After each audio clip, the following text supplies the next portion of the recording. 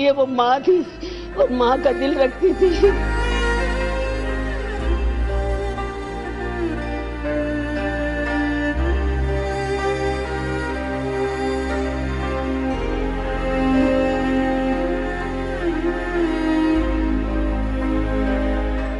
ایسا آسان نہیں لہو رونا، دل میں طاقت جگر میں حال کا.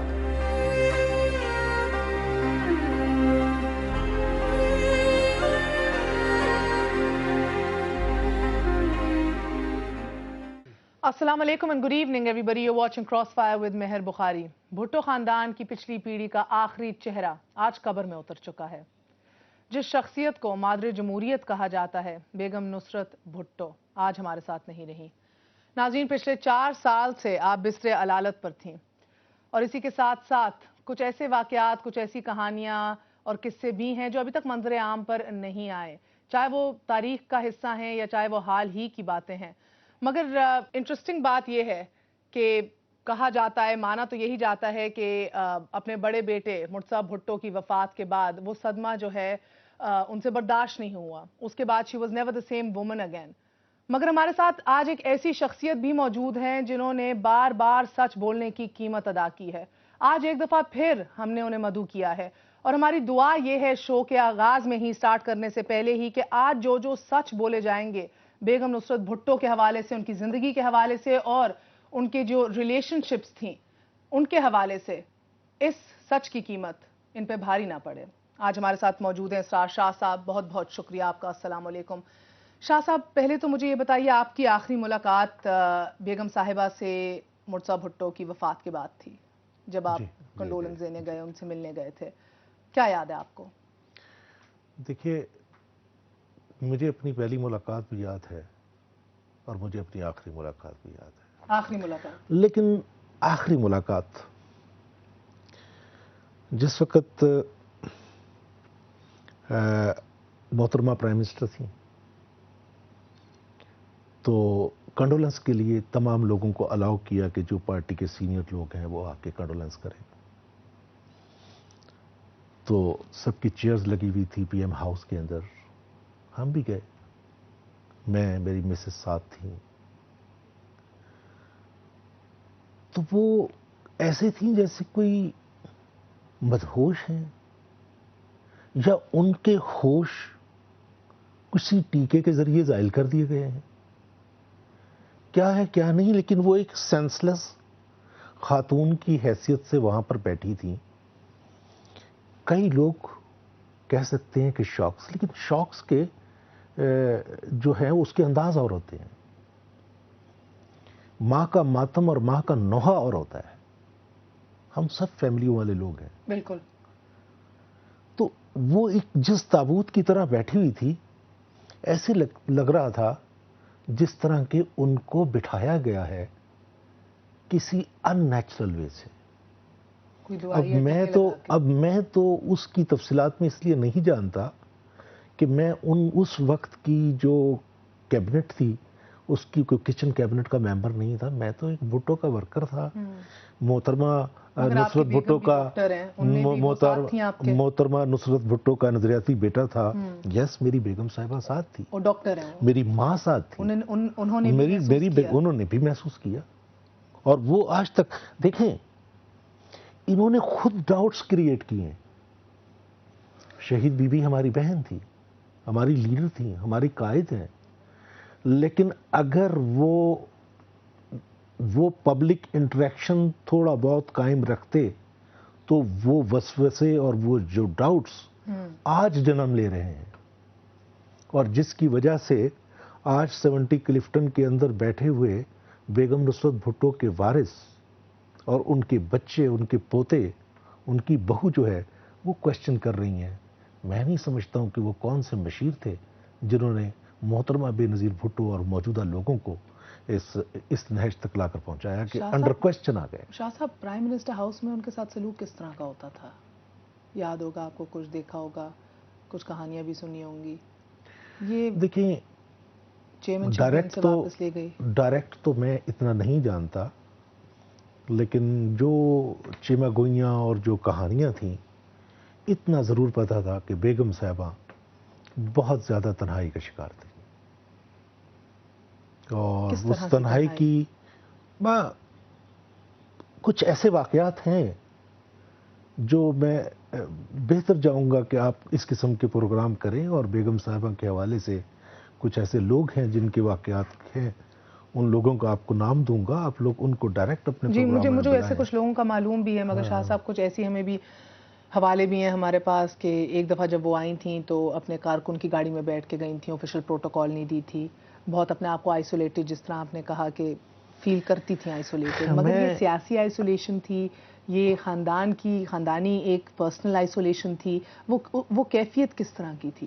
دیکھیں، وہ ایک واقعہ ایسا تھا کہ بیگم صاحبہ کو پارٹی کی جو چیئرپرسن شپ سے ہٹا دیا گیا، بالکل ٹھیک ہے، اور اس کے بعد بیگم صاحبہ تنہائی کا شکار ہونا شروع ہو گئی، اور جو اس وقت محترمہ بی بی کے گرد اسٹیبلشمنٹ تھی، تو ہر اسٹیبلشمنٹ کا اپنا انداز ہوتا ہے، چاہے وہ قیادت کے گرد ہو، چاہے وہ حکومت کی اسٹیبلشمنٹ ہو، ان کا یہی انداز ہوتا ہے کہ قیادت کو لوگوں سے دور رکھنا، اور لوگوں کی اصل اوپینین جو ہے وہ قیادت تک نہ پہنچنا۔ یہ جس اسٹیبلشمنٹ نے ان کو اسٹرینج کیا تھا، آئسولیٹ کیا تھا، یہ جماعت کی اسٹیبلشمنٹ تھی یا ملک کی اسٹیبلشمنٹ؟ میں جماعت کی اسٹیبلشمنٹ کی، ملک کی اسٹیبلشمنٹ بہت اچھی ہے، جو میرا ذاتی تجربہ ہے۔ اچھا، میں نے 1982 کا ٹارچر قلعے کا فیس کیا، میں نے لال قلعے کا فیس کیا، میں نے مشرف کے دور کے اندر فیس کیا۔ وہ اسٹیبلشمنٹ جس اسٹیبلشمنٹ سے ہم 40 سال ڈرتے رہے ہیں، وہ اسٹیبلشمنٹ بہت اچھی ہے، لیکن جو قیادتوں کی گرد اسٹیبلشمنٹ ہوتی ہے وہ بہت گھٹیا، بہت چھوٹی، بہت کمینی اور بہت بونی ہوتی۔ تب کی اسٹیبلشمنٹ کون تھی بی بی کے ارد گرد؟ کچھ نام یاد ہیں؟ میرے اس وقت وہ بڑے اچھے ساتھی ہیں، میں اب ہسٹری کا تو حصہ ہے، لیکن اس وقت ناہید خان اور صفدر عباسی تھے۔ بالکل، تو یہ تو ان کی آئسولیشن ہو گئی۔ مجھے یہ بتائیے کہ ان کا بھی حصہ رہا جب بیگم آئسولیشن میں؟ صاحبہ ہٹنے کے بعد انہوں نے اسلام آباد آنا تھا، جس واقعے کا آپ نے ذکر کیا، جی، اس کی تفصیل یہ ہے کہ ہمارے ایک بڑے ڈائی ہارٹڈ کمیٹڈ ورکر تھے، اور اسلام آباد شہر کے صدر تھے، جمیل عباسی صاحب۔ جی جی، تو جمیل عباسی صاحب کو بیگم صاحبہ نے ٹیلی فون کیا کہ جمیل عباسی تم مجھے لینے آؤ گے؟ میں آنا چاہ رہی ہوں۔ گو بی بی نے پروٹوکول گاڑیاں، کیونکہ بی بی پرائم منسٹر تھیں، وہ اپنی بھیجی ہوئی تھی، تو بیگم صاحبہ اتنی انائٹ تھی کہ بیگم صاحبہ وہ سزوکی اور چھوٹی سی گاڑی جمیل عباسی کی اندر بیٹھ کے آئیں، کیونکہ وہ ایک کارکنوں کا جلوس لے کر گئے ہوئے تھے۔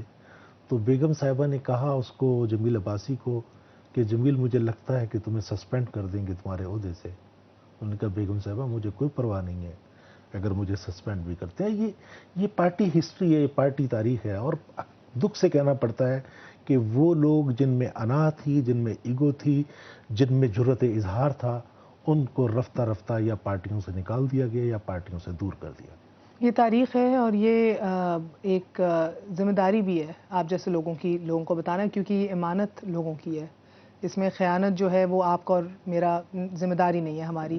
میں آپ سے ایک بات جاننا چاہتی ہوں کہ بی بی نے چیئرمین شپ سے اپنی والدہ کو کیوں ہٹایا؟ اصل میں میر مرتضیٰ اس ملک میں تشریف لا چکے ہوئے تھے، جی، اور ایک رساکشی تو موجود تھی، اور اس رساکشی کے نتیجے میں یہ ایک فیئر دیا گیا بی بی کو کہ یہ نہ ہو کہ بیگم نصرت بھٹو صاحبہ جو ہے وہ اپنی سیٹ جو ہے میر مرتضیٰ کو دے دیں، اور اگر یہ ہو گیا تو پھر یہ پرابلم ہو جائے گا، یہ پرابلم ہو جائے گا، یہ پرابلم ہو جائے گا۔ اگر بی بی کو دیکھیں، Bibi was a leader, Bibi نے پروسیس لیڈ کیے تھے۔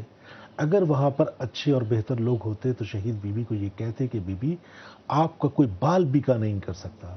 مجھے یاد ہے میرا میر مرتضیٰ سے شام میں رابطہ ہوا، اور مجھے پہلی دفعہ پتہ لگا، کیونکہ ہم لوگ تو جو بھٹوئسٹ تھے، ہم چاہتے تھے کہ بہن اور بھائی اکٹھے ہونے چاہیے، ہم چاہتے تھے کہ اس فیملیز کے اندر کلیش نہ ہو، ہم آج بھی یہی چاہتے ہیں۔ بالکل، ہم اس وقت بھی یہی چاہتے تھے. تو جس وقت مجھے پہلی مرتبہ یہ پتہ لگا کہ میر مرتضیٰ کے ابھی آنے سے پہلے کی بات ہے کہ کوئی کلیش ہے بٹوین بردر اینڈ سسٹرز، تو پھر ہم نے اس لیے کہ ہم نے شہید بی بی کی قیادت کے اندر سٹرگل کی تھی، ہم نے آپٹ کیا کہ ہم محترمہ کے ساتھ دیں گے. اور اسی طرح میں نے میر صاحب کو بھی یہ کہا تھا کہ you have to work under the command of the محترمہ بے نظیر بھٹو. اور میں نہیں سمجھتا ہوں کہ ان کے اندر بھی کوئی بات تھا، لیکن وہ بونے اور چھوٹے لوگ جو یہ محسوس کرتے تھے کہ اگر بہن اور بھائی اکٹھے ہوں گے تو پھر جعلی اور نمبر 2 لوگوں کی کہاں حیثیت رہ جاتی. اور جس کلیش کا آپ نے ذکر کیا، ایک تو پرسنالٹیز بڑی ڈفرینٹ تھیں. جدھر بی بی کے اندر بی بی کی ایک ریگل پرسنالٹی تھی، بڑی ریزرو رہتی تھی، اور شاید اس لیے بھی کیونکہ خاتون تھیں. ہمارے معاشرے میں، اس سیاست میں خاتون کا ایک تو آنا، اس کے بعد سروائیو کرنا چلنا آسان کام نہیں ہے. آپ جیسے لوگ بتا سکتے ہیں کہ مرتضیٰ بھٹو کی ایک جو پرسنالٹی تھی وہ اپنے باپ سے بہت ملتی تھی، بہت لونگ اور بہت زیادہ عوام فرینڈلی تھے، رابطے بہت تھے. مگر جس کلیش کا آپ نے ذکر کیا ہے، اس کلیش کے اندر تو اس کے بیچ میں سینٹرل فگر جناب آصف علی زرداری کو مانا جاتا ہے. اس اسیسینیشن، اس مرڈر کے بعد بیگم نصرت بھٹو اور ان کے داماد آصف علی زرداری کے کیا تعلقات تھے؟ دیکھیے، جو میری اطلاعات کے مطابق کوئی بہتر تعلقات نہیں تھے، کوئی اچھے تعلقات نہیں تھے. اور ویسے بھی دنیا کی ہسٹری میں اٹھا کے دیکھ لو، ان لاس کے تعلقات لاس کے ہی ہوتے ہیں، کاغذ کے ہوتے ہیں، پیپر کے ہوتے ہیں، خون کے رشتے ہوتے ہیں. اگر میں یہاں پر آصف علی زرداری صاحب کو خوش کرنے کے لیے اور کوئی اور تمغہ سجانے کے لیے کہہ دوں کہ نہیں جناب بڑے کارڈیل ریلیشن تھے اور بڑی محبتیں تھیں اور بڑی مثالی تھی، جس طرح ٹی وی پر آ کر کچھ وزیر جو ہیں وہ فرمائیں گے، آگے جو رکھے ہوئے ہیں راگ درباری، صرف ان کا کام ہے ٹی وی پر آ کر اپنا دربار راپنا. تو میں ذوالفقار علی بھٹو کا نظریاتی بیٹا ہوں اور نصرت بھٹو کا بیٹا ہوں. اس کی ٹریننگ میں نے پالیٹکس کی ہے. جی، میں جھوٹ نہیں بولتا. شاہ صاحب، میں نے یہ بھی سنا ہے اور بڑے کریڈیبل سورسز سے سنا ہے، راوی کا نام تو میں نہیں لوں گی ادھر، مگر ایک دفعہ جناب آصف علی زرداری نے بیگم نصرت بھٹو کے ساتھ بد کلامی بھی کی تھی، کچھ ایسی باتیں بھی کی تھیں. کیا آپ نے بھی سنا ہے؟ میری اطلاعات کے مطابق ایسا ہوا ہے. میں تلخی کہہ لیں، کچھ کہہ لیں، کچھ جملے، کچھ ہاٹ ورڈز کا مجھے پتا علم ضرور ہوا ہے. لیکن کیونکہ آصف علی زرداری صاحب سے ہمارا ایک ادب کا رشتہ تھا، ہمارے وہ جیجا جی تھے اور جیجا جی ہیں، تو وہ احترام کا رشتہ ہم نے اپنے تحفظات رکھتے ہوئے بھی کبھی ہم نے اس کو توڑنے کی کوشش نہیں کی. لیکن یہ باتیں جو ہیں وہ ایگزسٹ کرتی. بہت بہت شکریہ اسرار شاہ صاحب. ناظرین، گفتگو آپ نے سن لی. وہ ایک بڑی خاتون تھیں، ان کے تعلقات کس طرح کے تھے آپ بہتر سمجھ گئے ہوں گے. میری جگہ نہیں ہے اس کے اوپر اور وضاحت کرنے کی. اللہ انہیں جنت فردوس میں جگہ دے انشاءاللہ تعالیٰ. ابھی ایک چھوٹے سے وقفے کی جانب جائیں گے، وقفے کے بعد آپ کی خدمت میں پھر حاضر ہوں گے اور آپ کو لے کے چلیں گے وزیر اعظم سید یوسف رضا گیلانی کے کچھ بیانات کے حوالے سے. ان کو لگتا ہے کہ ابھی ملک میں جو اپوزیشن ہے مسلم لیگ نون اور بالخصوص میاں محمد نواز شریف جن کا انہوں نے ذکر کیا، وہ غیر آئینی یعنی کہ ان کانسٹیٹیوشنل اقدامات کر رہے ہیں. وہ کون سے ان کانسٹیٹیوشنل اقدامات ہیں، ان کو خطرہ کس چیز سے ہے، یہ جاننے کی کوشش کریں گے after very short break. Stay with us.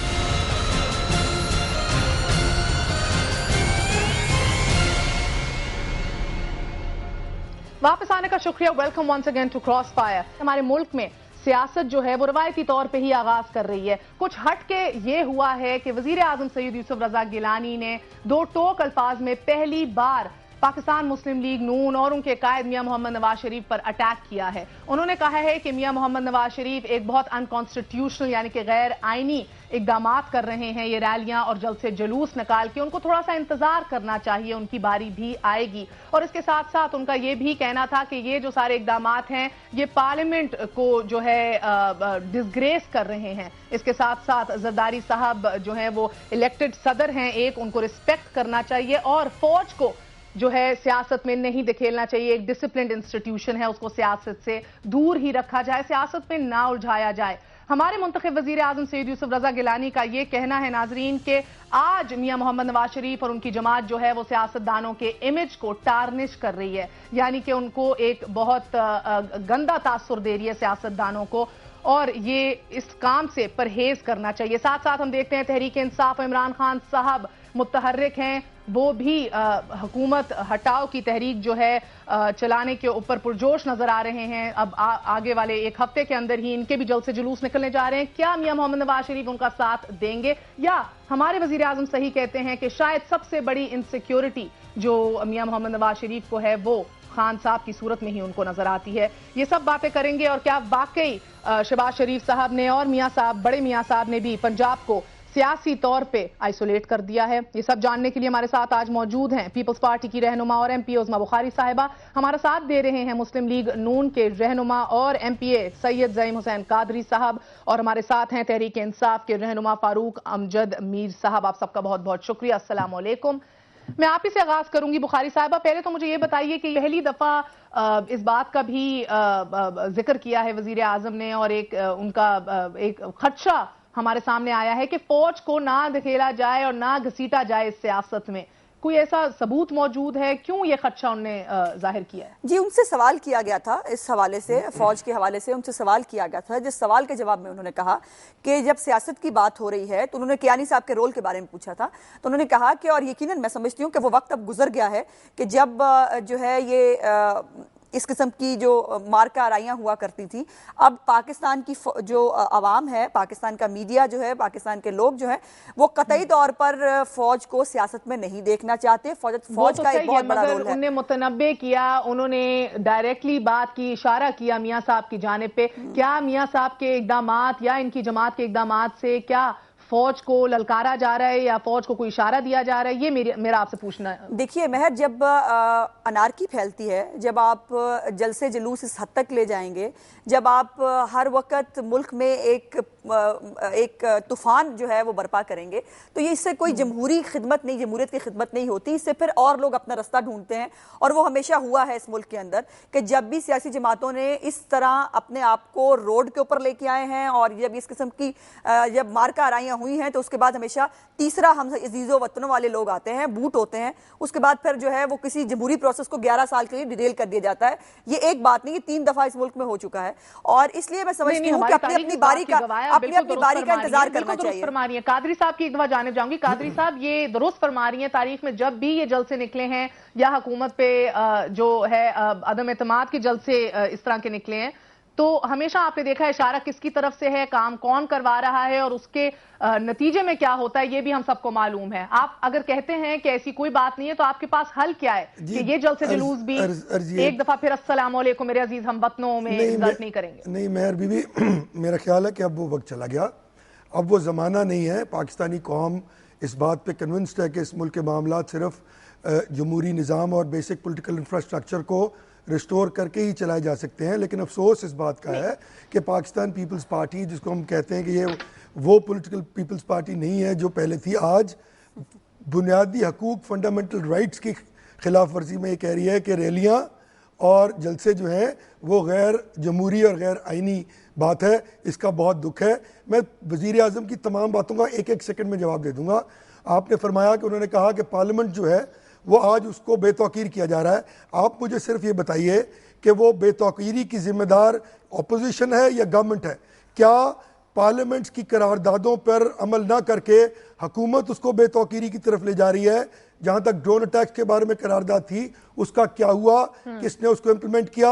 18th amendment پاس کی گئی پارلیمنٹ سے، امینڈمنٹ کنسنسس کے ساتھ، اس پہ آج جو لوکریٹو محکمے ہیں وہ اپنے پاس رکھ کر آج کس کی توقیر بڑھائی جا رہی ہے؟ ایک اور سوال اٹھتا ہے بڑا اہم۔ میر صاحب میں آپ کی جانب آتی ہوں، قادری صاحب کی باتیں لیتے ہوئے، ایک ہائپوتھیٹیکل سچویشن، آج اگر گیون سچویشن، صورتحال ہمارے سامنے ہے، آپ کی جماعت بھی حکومت بغاؤ کی تحریک کا آغاز کر رہی ہے، اگر آج ایک ٹیک اوور ہو جاتا ہے، اگر آج انہی حالات کو جواز بنا کر جو ہے ایک ایسا قوتیں جو ہیں غیر قانونی قوتیں جو ہیں وہ اگر کھڑی ہوتی ہیں، تو آپ کو لگتا ہے ایک بھی آدمی سیاستدانوں کے سپورٹ میں، ان کے حق میں سڑک پہ آئے گا؟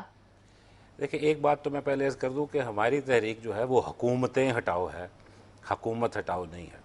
ہمیں دونوں حکومتوں سے, پروونشل اور فیڈرل دونوں سے اعتراض ہے, لیکن ہم یہ ہٹانا چاہتے ہیں عوامی دباؤ کے ذریعے, کہ اتنا ان کے ووٹر کا بھی دباؤ ان پہ پڑے کہ یہ کہیں کہ جی ہم جا رہے ہیں. باقی جو آپ کہہ رہی ہیں کہ انفارچونیٹلی جو یہ کہا جاتا ہے کہ جی بدترین جمہوریت بہترین آمریت سے اچھی ہے, تو میرا خیال ہے پاکستان جمہوریت کے بدترین دور میں سے گزر رہا ہے, وہ صوبے میں ہو یا وہ مرکز میں ہو. اب اس صورتحال میں تو یہ پھر بھی آمریت سے تو بہتر ہے نا میر صاحب؟ ہاں بالکل, یہ میں مان رہا ہوں, یہ میں مان رہا ہوں کہ پھر بھی بہتر ہے. عام آدمی اسے مانتا ہے؟ عام آدمی کے نزدیک جو ہے بہترین بدترین جمہوریت بہترین آمریت سے میرا خیال ہے کہ بہتر ہے. میرا خیال ہے عام آدمی یہ نہیں مانتا, کیونکہ اس کو یہ نہیں اندازہ ہوتا کہ 20 سال بعد کیا ہوگا اور 25 سال بعد کیا ہوگا. وہ تو یہ دیکھتا ہے کہ آج جو ہے میرے گھر میں ڈاکہ بھی پڑا ہے, ڈینگی والا بھی مر گیا ہے, بجلی بھی نہیں آ رہی, اور میرے گھر میں گیس بھی بند ہو گئی ہے, اور جو کام میں نے کروانا تھا میرٹ پہ وہ تو کرپشن کی نظر ہو گیا. ان ساری وجوہات صاحب اگر آپ کی جماعت کی کاوشیں اور مسلم لیگ نون کی کاوشیں رنگ لے آتی ہیں اور اسی کو جواز بنا کے آپ کا کوئی ایسا غیر آئینی اقدام ہو جاتا ہے, تو پھر عام آدمی تو آپ کے حق میں نہیں نکلے گا, نہ خان صاحب کے حق میں نکلے گا, نہ میاں صاحب کے حق میں نکلے گا. دیکھیں ایک بات, میرا نہیں خیال کہ مسلم لیگ نون یا پاکستان تحریک انصاف کسی باہر والی قوت کو بلا رہی ہے. ہم عوام کو جو ہے وہ ریلی ان کر رہے ہیں. بلانے سے تو نہیں آتے نا. مہر جی بخاری صاحب, میری گزارش یہ ہے کہ کیا اس ملک میں آپ انویٹیشن کارڈ بھیجتے ہیں فوج کو, آپ کی مرضی سے آتے ہیں, آپ سے پوچھ کے آتے ہیں. اس ملک میں جب بھی آئے ہیں وہ اپنی مرضی سے آئے ہیں, اور ان کو سیاستدانوں نے انسٹیگیٹ کیا ہے, ان کو ہمیشہ انٹرفیئر کرنے کی اجازت دی ہے, تب وہ آتے ہیں.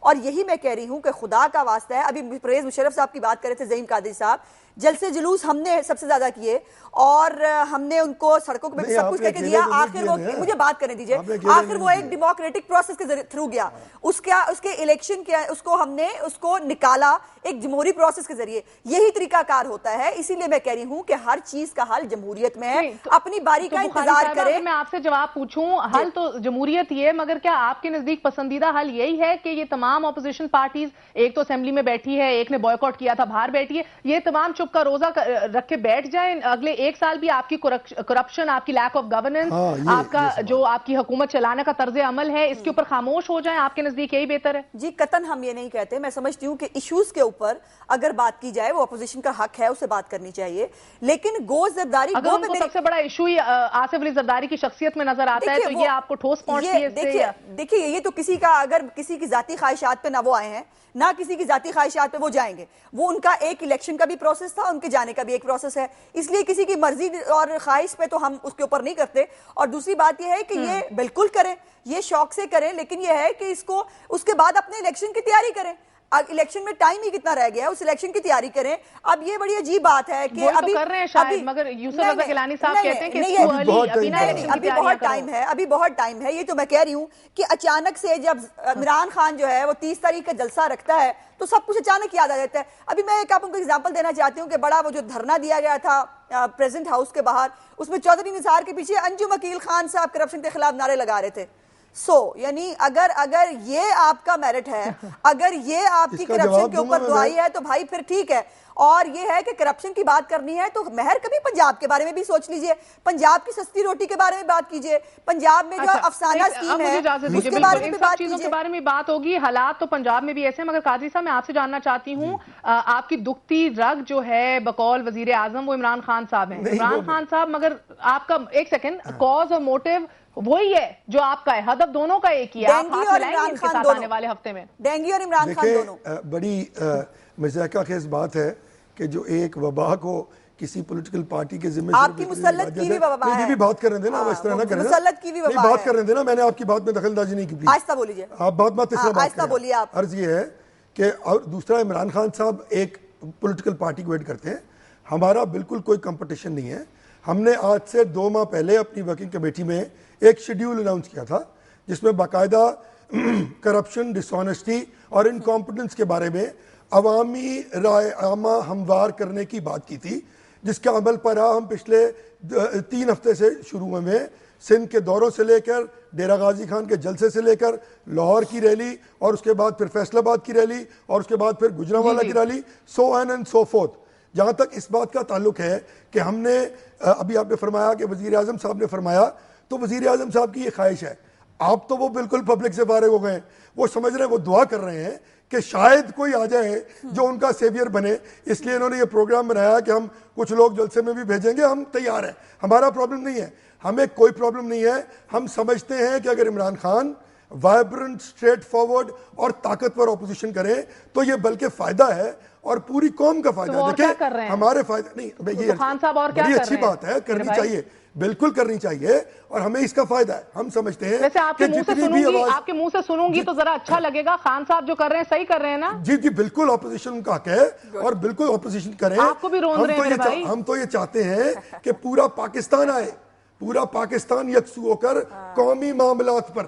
اب دیکھیں نا، مجھے اگر وہ روند رہے ہیں تو مجھے تو اس کی پرابلم نہیں ہے جی، آئی ایم ناٹ بادرڈ. اگر پیپلز پارٹی یہ کہہ رہی ہے کہ میں گھبرا رہا ہوں تو جب تک میں نہیں کہہ رہا وہ نہیں گھبرائیں گے. نمبر 2 جو آپ نے فرمایا کہ میں اس کو یہ کہوں کہ وہ غلط کر رہے ہیں، نو. if somebody is doing a public service اور وہ قومی امنگوں کے مطابق بات کر رہا ہے تو میں بالکل خوش ہوں اس بات سے، مجھے کوئی پرابلم نہیں. بالکل. تو اس پبلک سروس میں کیوں نہ آپ ان کے ساتھ ہی ایکٹیو و متحرک ہو جائیں؟ سوال یہ تھا. یہ کرنے سے ذرا مجھے لگتا ہے ہچکچاہتی آپ کی کیا ہے؟ ہم اپنے طور پہ ایکٹیو ہیں، وہ اپنے طور پہ ایکٹیو رہے، بڑی اچھی بات ہے. میں ایک گزارش کر دوں، ہدف ایک ہے. جی میر صاحب، ہدف بالکل ایک نہیں ہے. ہمارا ہدف جو ہے وہ نون لیگ بھی ہے، پیپلز پارٹی بھی ہے. اور میں آپ کو ایک اور گزارش کروں، یہ اس وقت پرانی طرز سیاست جو ہے یہ اپنی سروائیول کی جنگ لڑ رہی ہے. پیپلز پارٹی اس کو کسی اور رنگ میں لڑ رہی ہے، نون لیگ اس کو کسی اور رنگ میں لڑ رہی ہے. پیپلز پارٹی تو آپ کو سپورٹ کر رہی ہے نا. میری گزارش سن لیں. اور ان کا یہ فرمانا کہ جی پیپلز پارٹی بندے بھیجے گی، پیپلز پارٹی تو اپنے جلسے میں 200 بندہ بھی اکٹھا نہیں کر سکتی. میں جو گزارش کرنے لگا ہوں بات یہ ہے کہ مسلم لیگ نون جو ہے وہ ایل ڈی اے کے ملازم اور کارپوریشنوں کے ذریعے، ملازموں کے ذریعے یہ بھر لے اپنی ریلی، لیکن مردہ لاشیں جو ہیں جو ادھر کھڑی ہوں گی ان میں، اور جو وائبرنٹ ینگ مین جو ہیں وہ ہمارے جلسے میں مینار پاکستان میں ہوں گے. دونوں کا فرق عوام خود دیکھے گی، آپ کے کیمرے سے دیکھے گی. جواب سن لیں، جن کو یہ مردے کہہ رہے ہیں نا، یہ وہ مردے ہیں جنہوں نے 10 سال جنرل پرویز مشرف کی آمریت کا مقابلہ کیا ہے. میر صاحب تو اس وقت جواب لے لیں جو کٹھے کیے جا رہے ہیں نا، جو لوگ میاں اظہر کے لوگ، یہ جواب میں دوں گا، نہیں یہ جواب میں دوں گا کہ میاں اظہر صاحب اور جو لوگ پرویز مشرف کے اکٹھے کیے جا رہے ہیں یہ وہ مردے ہیں جو 10 سال آمریت کی قبر کھود رہے تھے اس ملک میں. آج ان کو دیکھنے جائیں گے لوگ. یہ سننا چاہ رہے تھے 10 سال پرویز مشرف باری باری ایک سوال کا جواب دے دیجیے. میرے بارے میں ایک بات ہوئی ہے، اگر اجازت دیں میں اس پر جواب دے دوں. ایک سیکنڈ دیکھیں، ایک سیکنڈ. آج کے کرنٹ ایک اور ایشو پہ دیکھیے نا، پیپلز پارٹی کا بڑا صدمہ ہوا ہے. بیگم نصرت بھٹو بھی انتقال کر گئی ہیں. انہوں نے آپ سے ریلیوں اور جلسہ منسوخ کرنے کی درخواست بھی کی، آپ کی دونوں جماعتوں نے رد کر دی ہے درخواست. کیا آپ اب اور ان کو لیوے دینا نہیں چاہتے، یا آپ کو لگتا ہے کہ ایک اور شہید کے پیچھے چھپ کے یہ ایک اور ہیرو کو سامنے پیش کر کے ذرا سا اور مزید وقت چاہ رہے ہیں کہ آپ لوگوں کا مومنٹم ٹوٹے جلسے جلوس ہوگا؟ دیکھیں، اگر ہمیں یہ درخواست ذوالفقار بھٹو جونیئر کرتا تو شاید ہم اس پہ غور بھی کرتے. یہ جو درخواست ہمیں کی جا رہی ہے ان کا اس سے کوئی تعلق نہیں مرحومہ سے. یہ تو انہوں نے اس بیچاری کو جو ہے وہ موت سے پہلے قبضے میں کیا ہوا تھا اور اس قبضے سے جو ہے وہ قدرت نے چھڑا لیا ہے. اب جو ہے وہ اس پہ اگر ہمیں وہ کہیں تو شاید کسی جگہ پہ غور کیا جا سکے. اور دوسری بات یہ ہے کہ ابھی کافی دن ہیں، 1-2 روز جو ہے وہ اس میں غم گزر جائے گا اور اس کے بعد جو ہے عوام نے، پاکستان کے زندہ لوگوں نے اپنے زندہ مسائل کے بارے میں حل نکالنے کے لیے کچھ نہ کچھ تو کرنا ہے. جی کیا بخاری صاحب آپ کیا کہنا چاہیں گی؟ میں سمجھتی ہوں کہ واقعی جن لوگوں کا ایک قطرہ اس ملک کے لیے نہیں بہا، وہ اس قسم کی سیلفش گفتگو بالکل کر سکتے ہیں. ہمیں ان سے یہ توقع ہے یہ ایسی گفتگو کریں کیونکہ ان کا اس ملک میں کوئی سٹیک نہیں ہے. اور یہ جو ابھی وہ فرما رہے تھے نا کہ ہمیں بہت خوشی ہے ان کے آنے کی، ان کو صرف یاد کرا دیں. ان کے لا منسٹر صاحب نون لیگ کے جو ہیں وہ فرماتے ہیں ان کو کھا لیں تو مل سکتی ہیں، ان کو ووٹ نہیں ملیں گے. تو یہ تو ان کا آپسی معاملہ ہے، اس کے اندر میں کیا کہہ سکتی ہوں. بہرحال جو گفتگو انہوں نے کی ہے، میں میر صاحب کو صرف میری ان سے گزارش یہ ہے کہ میر صاحب کاش آپ کسی شہید کی پارٹی میں ہوتے، کاش آپ کسی ایسی پارٹی میں ہوتے جس طرح ملک میں سٹیکس ہوں، جڑیں ہوں، تو آپ کو احساس ہوتا شہید کسے کہتے ہیں. اور ذوالفقار جونیئر اور فلانا جو ہے اس کا فیصلہ آپ نے نہیں فرمانا، آپ ان کی جو ہے وہ سکسیشن کورٹ نہیں ہے. یہ فیصلہ جو ہے یہ پیپلز پارٹی کو کرنا ہے. یہ میراث کس کو ملے گی اس کا فیصلہ پیپلز پارٹی نے بے نظیر بھٹو کے حق میں کیا تھا. اور یہ آپ دانا نہ ڈالیں، اب یہ موقع نہیں ہے سیاست کرنے کا. مہربانی کریں اس ایشو کو آپ رہنے دیں، اس کے علاوہ جس مرضی بات کریں اس کا جواب دینے کے لیے میں ہم نے جلسہ پوسٹ پون کیا نہیں کیا. آپ نے دیکھا ہوگا کہ ہم نے باقاعدہ پنجاب گورنمنٹ کی طرف سے تعطیل کا بھی اعلان کیا اور افسوس ساری بھی کیا، گورنمنٹس نے جب کر اور لیا ہمیں اس کے بہت بعد دکھ ہے. وہ واقعی ایک بڑی آئرن لیڈی تھی اور انہوں نے بہت خدمات دی ہیں جمہوریت کے لیے، اور ہم بہت بڑے بہت شکریہ افسردہ ہیں آپ اس سب بات کا. ایک After a very short break, stay with us.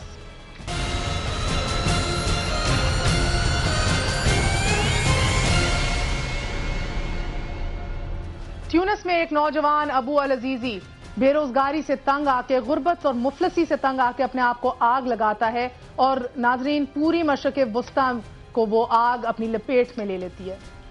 یہ بہت پرانی بات نہیں، جس طرح بہتر جانتے ہیں یہ ابھی حال ہی کی بات ہے. ہمارے ارد گرد عوام کھڑی ہو رہی ہے اور ایسے موضوع ہو رہے ہیں، عوام کھڑی ہو رہی ہے اور ریٹیلیٹ کر رہی ہے، عوام کھڑی ہو رہی ہے اور سوال پوچھ رہی ہے اور احتساب کر رہی ہے. چاہے ابھی ہم لیبیا کے غدافی کو ہی دیکھیں کہ 40 سال بعد جس بادشاہ کو، جس ڈکٹیٹر کو گرا کے عوام نے پھر اپنا لوہا منوایا ہے. ہمارے ملک کا المیہ یہ ہے ناظرین کہ یہاں ایک آدمی ہمارے پارلیمنٹ کے سامنے کھڑے ہو کے اپنے آپ کو جلا لیتا ہے اور کچھ بھی نہیں ہوتا. شاید فکر چل جاتا ہے، شاید ہم اپنے ٹاک شوز میں اس کا ذکر کر دیتے ہیں، لیکن اس سے بڑھ کر کچھ نہیں ہوتا. نہ ہمارے نمائندگان کی رات کی نیند خراب ہوتی ہے اور نہ ہی ہمیں یہ توقع کرنی چاہیے کہ کوئی تبدیلی اس سے آئے گی، کیونکہ انفارچونیٹلی اس ملک میں ہر گھر کی کہانی یہ ہے، بے روزگاری، غربت، مفلسی، اور اس سے بھی بڑا المیہ یہ ہے کہ کچھ بدلنے یا تبدیل ہونے نظر نہیں آ رہا. As we speak right now ناظرین، ابھی بھی فیڈرل بورڈ آف ریونیو کے چیئرمین سلمان صدیقی نے کہا ہے کہ ہم نے 15,058 ارب روپے جو ہیں وہ جو کلیکٹ کیے ہیں ایف بی آر نے، اس میں سے 60% تو 18th امینڈمنٹ کے تھرو ہمیں صوبوں کو دینے ہیں. پیچھے ہمارے پاس بچا کچھ نہیں ہے، کیوں؟ اسی لیے ایک بار پھر ہم قرضے لینے آئی ایم ایف کی جانب جائیں گے. آپ کو بتاتی چلوں مالی سال 2006 اور 2007 کا بجٹ کا خسارہ جو ہے وہ 377 ارب روپے تھا، اور مالی سال 2011 اور 12 کا بجٹ خسارہ جو ہے وہ 1200 ارب روپے تک جا پہنچا ہے. نوٹ جو ہیں وہ چھپنا بند نہیں ہو رہے. آخرکار ہم اس پوائنٹ تک پہنچے کیسے اور آگے آپ کو کیا توقع کرنی چاہیے؟ اسی سوال کا جواب دینے کے لیے ہمارے ساتھ موجود ہے ڈاکٹر شاہد صدیقی صاحب. ڈاکٹر صاحب السلام علیکم، بہت بہت شکریہ ہمارا ساتھ دینے کا. فرمائیے گا کہ ایسا کیوں ہو رہا ہے ہمارے ساتھ، کیوں ہمیں ایک دفعہ پھر آئی ایم ایف کا رخ کرنا پڑ رہا ہے؟ دیکھیے، پہلے میں آپ سے یہ بتا دوں کہ جس دن آئی ایم ایف سے ہم نے قرضہ لیا تھا، ریکارڈ پر ہے، اس دن اور ایک ہفتے کے اندر میں نے 1 درجن دفعہ یہ کہا تھا اور لکھا تھا اخباروں میں کہ اس قرضے کو پاکستان 2 سال کے بعد اپنے ذرائع سے ادا نہیں کر سکے گا جو حکومت کی پالیسیاں ہیں، اور چنانچہ آئی ایم ایف سے ایک نیا قرضہ لے گا. تو یہ تو کوئی نئی بات نہیں ہے. نئی بات یہ ہے کہ ہم نے جو ٹیکس جمع کیے ہیں وہ سال بسال اس کا حجم گر رہا ہے، اور میں ایک ریکارڈ پر ایک فیگر دیتا ہوں، 78%، 78% جو ریونیوز ہیں وہ قرضوں اور سود کی ادائیگی کے لیے جا رہے ہیں. باقی دفع اور سیکورٹی کے اخراجات میں چلے گئے. تو جو عوام 1500 ارب روپیہ دے رہے ہیں ٹیکس کی مد میں، وہ تو ان کے اوپر صرف ہی نہیں ہو رہا، اور تھوڑی بہت جو تعلیم اور صحت کے لیے ہم کر رہے ہیں وہ ہم قرضے لے کر رہے ہیں. نمبر 1. نمبر 2 یہ کہ جو 42 مہینے ہمارے گزرے ہیں، 42 مہینے، میں ریکارڈ پر یہ بتانا چاہتا ہوں کہ اس دوران پاکستان کا جو معیشت کا گروتھ ریٹ ہے وہ پاکستان کی تاریخ میں سب سے سست رہا ہے، 2.6% سالانہ، جس کی وجہ سے ملک میں غربت بڑھی، بے روزگاری بڑھی اور مہنگائی بڑھی. یہ پاکستان کی تاریخ میں پہلی دفعہ ہو رہا ہے کہ لگاتار 4 برسوں تک افراط زر یعنی مہنگائی ڈبل ڈیجٹس میں ہے، یعنی 10% سے زیادہ. اس کی وجہ یہ ہے کہ حکومت مستقل طاقتور طبقوں کو مراد دے رہی ہے، ٹیکس میں چھوٹ دے رہی ہے، اپنے شاہانہ اخراجات بڑھا رہی ہے، اور اس کا بوجھ 18 کروڑ عوام پر ڈالتی چلی جا رہی ہے، کبھی بجلی کے نرخوں میں، کبھی گیس کے نرخوں میں، کبھی ٹیکس کے جو ہے وہ جی ایس ٹی کی وجہ سے. تو یہ چیزیں مہنگائی میں اضافہ کر رہی ہیں. اچھا ڈاکٹر صاحب مجھے ایک بات بتائیے، مجھے یہ سمجھائیے. دیکھیے نا، اب جو ایف بی آر کا یہ کہنا ہے کہ ہمارے پاس تو پیسے نہیں بچے، ہمیں پھر آئی ایم ایف کی جانب جانے، پھر قرضوں میں ڈبو دینا ہے عام آدمی کو. ادھر مجھے یہ سمجھا دیجئے کہ یہ بھی مجھے معلوم ہے کہ جو 100 روپیہ اگر جمع ہوتا ہے ایف بی آر سے، اس کے اندر 60 روپیہ تو کرپشن کی زینت ہو جاتا ہے. تو بہتر نہیں ہے کہ ان لوپ ہولز کو ختم کیا جائے، اس 60 روپے کو بچایا جائے، نہ کہ آپ پھر سے قرضوں کا رخ کریں اور لانگ ٹرم میں برباد کر کے تباہ کر دیں عام آدمی کو؟ ہما بخاری صاحب، جو آپ نے فرمایا ہے، اگر یہ بات حکومت کی سمجھ میں آ جائے اور اگر سمجھے ہوئے ہیں تو وہ اس کے لیے تیار ہو جائیں، تو پھر اگر وہ اس کو کرنے کی کوشش کریں گے تو میں آپ کو بتاتا ہوں کہ حکومت گر جائے گی.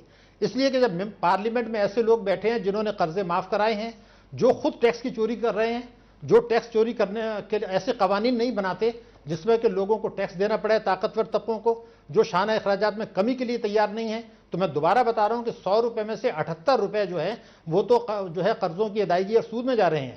1900 ارب روپیہ سالانہ پاکستان میں ٹیکس کی چوری ہے، جو کہ بنتے ہیں 5 ارب روپیہ روزانہ.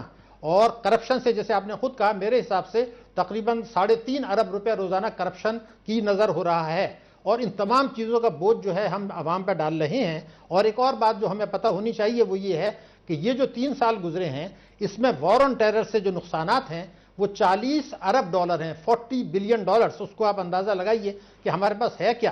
تو اگر سارا اوڑھنا بچھونا یہ ہے کہ عوام کو بوجھ ڈالنا ہے، طاقتور طبقوں کو لوٹ مار کرنے دینی ہے، شانہ اخراجات میں کمی نہیں آ رہی، قرضے معاف کراتے چلے جا رہے ہیں، اور طاقتور طبقے ٹیکس نہیں دے رہے، زرعی شعبہ ٹیکس نہیں دے رہا، اسٹاک ایکسچینج نہیں دے رہا، انکم ٹیکس پراپرٹیز کے سیل اور پرچیز کرنے والے نہیں دے رہے، تو سب آپ ان تنخواہ دار طبقوں اور فکسڈ انکم والوں کو اگر جو ہے وہ... بالکل، بہت بہت شکریہ آپ کا. آپ نے یہ بات سنی کہ یہ منتخب حکومت جو ہے آنکھوں میں دھول جھول رہی ہے عام آدمی کے یہ کہہ کے کہ ہمارے پاس ٹیکس کلیکٹ نہیں ہوا، کیونکہ جو پلان ہے وہ اسی کے مطابق ہے کہ انہی سے پیسے لے کے انہی کو واپس کیے جائیں. اور آپ کو یہ بھی بتاتے چلیں کہ مارچ 2008 میں زیر گردش نوٹوں کا حجم جو تھا وہ 55 کھرب تھا، اور آج ایز وی اسپیک یہ جو حجم ہے یہ 72 کھرب روپے ہو چکا ہے. اسی کے ساتھ ساتھ آپ نے بات سنی کہ اگر حکمران چاہیں تو صحیح پالیسیاں بنا سکتے ہیں، ان لوپ ہولز کو ختم کر سکتے ہیں، مگر اگر وہ یہ کریں گے تو آپ نے بات سنی پارلیمنٹ ختم ہو جائے گی، یہ حکومت گر جائے گی. اسی کے ساتھ ساتھ مہر بخاری کو اجازت دیجیے اور جانے سے پہلے آپ کو ٹرکی کی مثال بھی دیتی چلوں کہ جدھر اب ایک زلزلہ تو یقیناً ابھی آیا ہے اور بہت تباہی ہوئی ہے، لیکن ترکی نے جو ہے امریکہ، اسرائیل اور نیٹو سے پیسے اور امداد لینے سے انکار کر دیا ہے. شاید ہمارے بہن اور بھائی ہمارے لیے سبق بن سکتے ہیں. یہ وہ بہن اور بھائی ہیں، جب ہمارا 2005 کا زلزلہ آیا تھا تو سب سے پیش یہ رہے تھے، آگے یہ رہے تھے، لیکن ہمارا حال یہ ہے کہ چاہے قدرتی آفت ہو، چاہے کوئی اور پرابلم ہو، سب سے پہلے جھولی پھیلائی جاتی ہے اور پھر دیکھا جاتا ہے کہ ہماری اپنی قابلیت کتنی ہے. مہر بخاری کو اجازت دیجیے. گڈ نائٹ، اللہ حافظ.